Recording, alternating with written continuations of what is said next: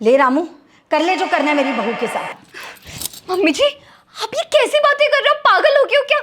एक नौकर के सामने मेरी साड़ी हटाकर बोल रही हो कि वो मेरे साथ बदतमीजी करे। अरे नौकर है तो क्या हुआ, उसे भी तो एक मौका मिलना चाहिए। मम्मी जी, आप पागल हो गए हो क्या? आपको शर्म नहीं आ रही ऐसी गंदी बातें करते हुए? रामू, तो जा बाहर, जा यहाँ से। अरे अरे, उसे क्यों भेज रही हो? और तुझे भी ये बातें गंदी लगती हैं? मुझे तो लगा तुझे बड़ा मजा आता होगा। मम्मी जी, कुछ तो शर्म कीजिए, बहू मैं आपकी। अरे बहू है इसीलिए तो मैं तुझे वही सारे सुख घर में ही देना चाहती हूँ जो तू बाहर जाके ढूंढती है।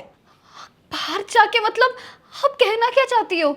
यही कि अपने पति के होते हुए भी जो तू बाहर जाके अपना मुंह काला करवाती है ना, तो वो ना जाए। मम्मी जी, मैं जानती हूँ कि आप मुझे पसंद नहीं करती हो, लेकिन आप मुझ पे इतने घटिया इल्जाम लगाओगे, घिनौने इल्जाम लगाओगे, ये मैंने कभी नहीं सोचा था। मुझे जलील करने के लिए इस हद तक गिर जाओगे आप? अरे गिरी हुई तो तू है जो मौका देखते ही पड़ोसियों के यहाँ चली जाती है। पड़ोसी? मैं किस पड़ोसी के यहाँ गई? मैंने अपनी आंखों से देखा है, एक बार नहीं बल्कि कितनी बार। मैं पिछले 4-5 दिनों से देख रही हूँ मेरी बहू रोज मेरे और मेरे बेटे के घर से बाहर जाती चुप चुप के उस पड़ोसी के घर चली जाती है। देखती हूँ आज भी जाती है कि नहीं।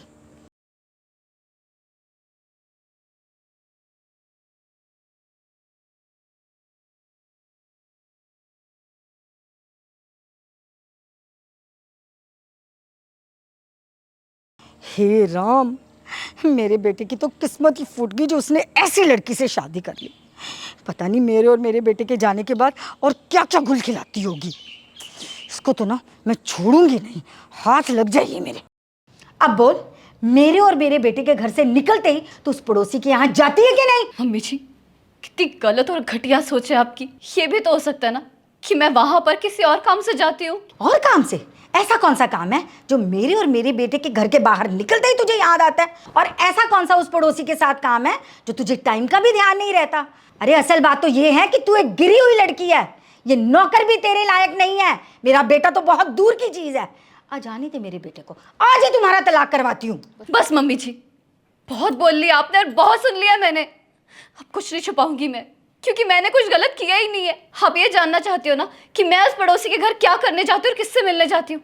चलिए आपको खुद ही दिखा देती हूँ मैं, क्योंकि मैं कुछ गलत नहीं कर रही हूँ। चलिए मेरे साथ, चलिए मम्मी जी, आइए।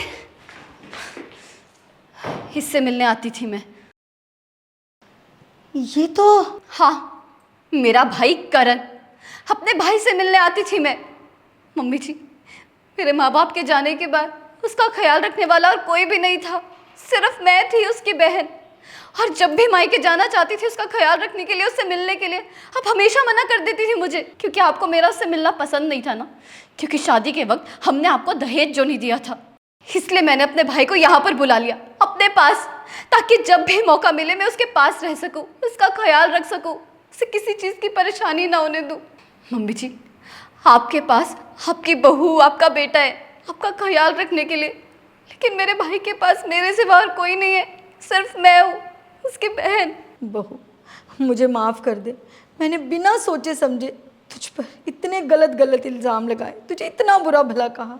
माफ़ी मुझसे नहीं मम्मी जी, माफ़ी आप खुद से मांगिए। एक औरत होके आप दूसरी औरत पर इतने घटिया इल्ज़ाम कैसे लगा सकती हो? आज आपने एक नौकर के सामने मुझे जलील करके रख दिया। आपने मुझ पे इल्ज़ाम लगाया कि मेरा किसी पड़ोसी के साथ चक्कर चल रहा है। अब मैं अपने ये सोचने की कोशिश की कि मैं अपने भाई के साथ मुंह काला करवा रही हूँ। मम्मी जी, अगर आप ऐसी गंदी सोच रखती है ना मेरे बारे में, तो माफ़ कीजिए, मैं आपको कभी माफ़ नहीं कर सकती इस चीज़ के लिए।